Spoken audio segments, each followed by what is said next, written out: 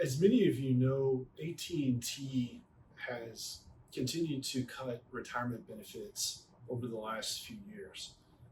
This includes reduction to subsidized medical insurance for retirement, the reduction of full life insurance amounts, and pension credits. With all that being said, some of you may be wondering, does the modified rule of 75 still carry the same significance as it once did? And is it something that you should be paying attention to? And the short answer is yes. So let's jump into why that is and revisit the modified rule of 75. So what is the modified rule of 75, and why should you still be thinking about it as an AT&T employee? Well, it's a policy that AT&T implemented years ago to determine your retirement eligibility. And to put it simply, what the modified rule of 75 is your years of service working at the company plus your age needs to add up to be 75.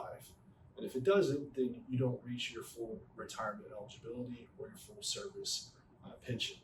Now, the tricky part about the modified rule of 75 is it's not every combination of years of service and age will actually get you to be modified rule of 75. You actually have to reach distinct hurdles both on age and years of service to reach the rule. So just to outline this, someone with 10 years of service would have to be at the age of 65 or older.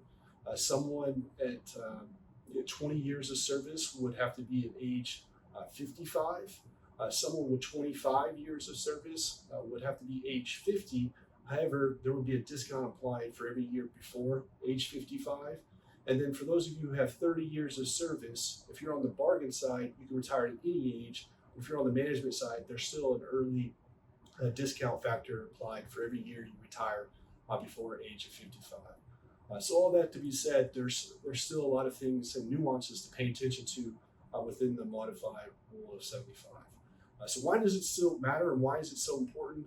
Well, the biggest reason is that the key requirement to reach your full service pension is still determined by reaching the modified rule of 75. So without it, you could see a significant reduction to your pension benefit, whether you're annuitizing your pension or taking the full lump sum. Additionally, it also would determine your healthcare enrollment. Said differently, if you're looking to stay on the company plan, even though it might not be subsidized anymore, it still could be a good option if you look at on the private exchange, or public exchanges, or private insurance is not a good option due to an underlying health condition. It still allows you to participate in the company plan if you've reached the modified rule of 75. You also, as an employee, will have fringe benefits that you'll be able to keep, with certain discounts applied, as well as that additional life insurance. Lastly, you're going to want to make sure you coordinate the modified rule of 75 from a planning standpoint with other retirement benefits. Said differently, you're going to be leaving and looking to replace your income as an employee with other income streams, so withdrawals from IRAs, 401ks, Social Security. So there's a timing piece that you want to take in consideration because there will be a time period for processing the pension itself.